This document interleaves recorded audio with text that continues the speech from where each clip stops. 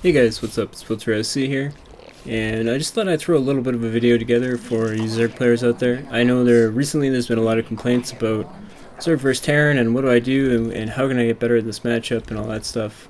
And to be honest, like right now Terran's favored in the, at least in this current map pool, and overall in the matchup I'd say Terran has a little bit of an advantage, but it's not nearly as big as a lot of players seem to think it is. And a lot of people pin it down on the Widow Mines, which yeah, Widow Mines got buffed, but what really happened is Terrans have kind of adapted to the fact that Zerg was doing a lot of Roach-based all-ins, a lot of Roach Bane, that kind of stuff, and they've kind of adapted some of their own play with really aggressive Hellion, Hellbat style builds that can hit you pretty early. You know, the earliest time is you're going to start seeing that stuff come out is around 7:15 is about the optimal time you'll see for a really early Hellion slash Marine drop.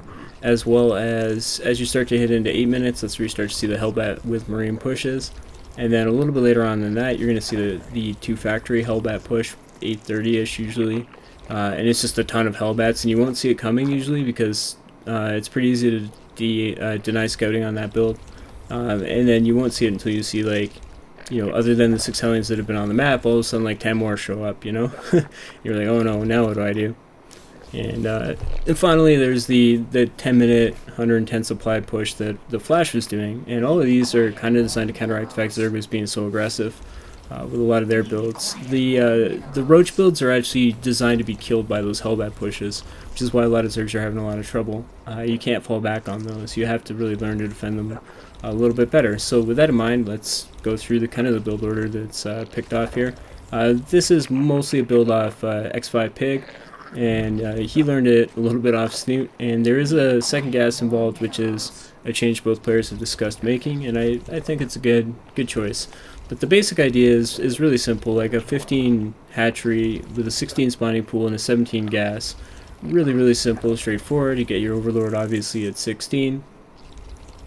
Now here's where it becomes a little bit trickier and a little bit more important to be extra careful based on like if they do a Reaper expand or CC first or any of that kind of stuff. When they go Reaper, you really need to get like those 4 to 6 lings out early to help you out. But other than that, it's not too bad. And the big thing is getting an Overlord in position to get a good scout off at about 6 minutes, and we'll discuss that when the time shows up. But until then, just droning as hard as I can. When the spawning pool finishes, I'm going to make 2 queens really quickly. I'm going to get my lings out. And in this game, I'm actually going to make the mistake and over my gas a little bit, start my speed kind of late. That stuff's not too big of a deal because it's just a practice style game.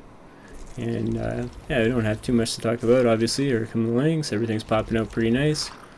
Some people ask me like why you're kind of doing, or why you spam and you're always scrolling the mouse over my drones. And the reason for that is try to box both ways and try to box smaller groups. That's going to help you a lot as you start to progress, because you learn to box from 2 different sides rather than just one. So, and we've got our first 2 queens out. We're going to inject with both of them right away. Sometimes you want to lay a creep tumor with one of them, but in this case we're going to just use up both injects and keep it real easy. As you can see on 28 we did a double Overlord, so we can kind of keep going with everything as fast as possible. This is where I didn't pull out a gas as well, so you can kind of see that.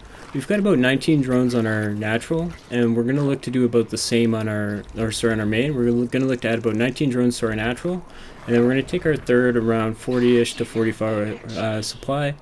And when we take our third, we're going to go back into gas, and we're going to make a couple of extra queens. We're going to use those to spread creep, and then eventually one's going to go over to the third. So you're going to see that kind of happen.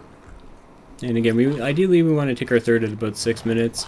I'm a little bit behind here, and part of that's because I didn't pull out a gas quite on time, so not too big of a deal though, really.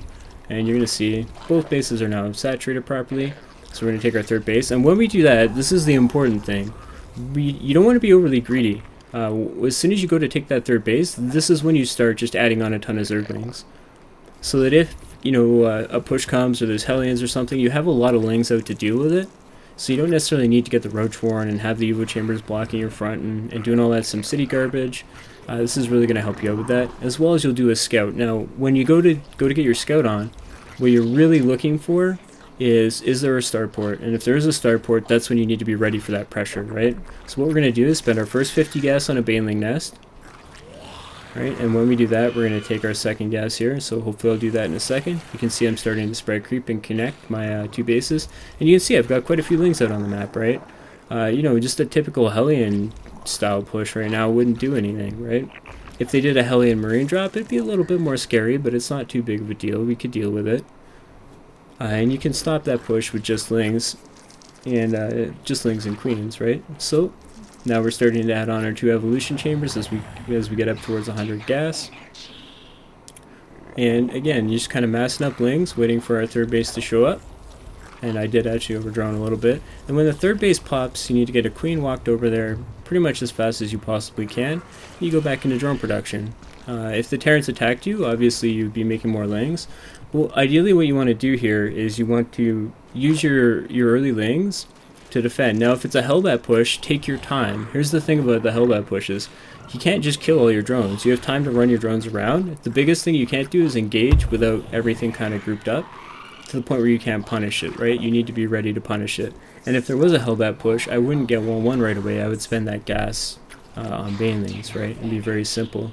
The only real adjustment you need to make is instead of getting the 1-1, if you know it's going to be like Hellion Banshee or something, instead of getting 1-1, you would actually get your lair faster so you can get overseers up a little bit quicker. Now, unfortunately here you're going to see a little bit of a supply block, but when you're fully mineral saturated on both your natural and your third base, that's when you look to take your extra gas at your natural. And then when that gas is taken and saturated, you'll take your third base and you'll get your macro hatch, and you can start looking to get a fourth base, right? It's very simple, very straightforward, very easy to do. I've had a lot of success with this, at least on my own when I've been playing Zerg on kind of my off time, and it's worked really, really well for me. As long as you execute it smoothly, you're going to be in fantastic shape, and it's going to set you up to really take advantage of the mid to late game. And I'm going to leave you with one last thing when we start talking about the mid game. The biggest thing when you're dealing with a Terran player who is using like a lot of Widow Mines and that kind of stuff to push you back, the biggest things are going to be creep spread, which you can see my creep spread actually sucks in this game, which is really bad. You want to get your creep out basically as far as you can, as fast as possible. The pushes won't come until about 11:30, 12 minutes, so at that point in time you want to be about half map if you at all possibly can. You're going to see I'm going to have baneling speed for that. I'm going to have my Spire ready for that. But the biggest thing you want to do is this, and you'll see me do it, is you go ahead and you grab the Overlord speed upgrade. And when you grab the Overlord speed upgrade, what you want to do is group 1 to 2 overseers with your Ling Bane, and then you group 1 to 2 overseers with your Mutalisks. And you can kind of use your Mutalisks to go in and kill off all of the Terran's Widow Mines after they've already done a push. And if you don't have Overlord speed, that's a lot more difficult to do. And if the Terran player is like clearing your creep and they're not pushing into you, that's where you can just sit back, you know, just use a few Mutalisks to deflect drops or go in and snipe Widow Mines after the fact. But really focus on your macro. And then I don't actually bother taking a fourth base for this game, but you would have a fourth base taken, and if you're really struggling against Terran, go with this simple rule, and it's a really easy one to follow. After you crush a push with your Ling Bane, when you absolutely murder and just crush a push with your Ling Bane, when that happens, that is when you drone your fourth. And when you drone your fourth and you get up to that 80-ish drone mark, you're going to find ZBT is a very easy matchup. And I'm coming from the perspective of a Terran player who wins ZBTs 24/7 because the Zerg's only on 3 bases and my economy is better. It makes it really easy, even with my crappy micro, to win those games. But if the Zerg had have taken a fourth and droned it, and trust me, they had time to do it, they'd be in a lot better shape. Anyway guys, I hope you found this particular video helpful. If you want more information on this style of play, make sure you check out Pig's stream. I know I've talked about him a lot lately, but I'll link it in the chat below. You guys can go watch that. You'll have a lot of fun. Anyway guys, this is Filter SC, and I'll see you guys next time.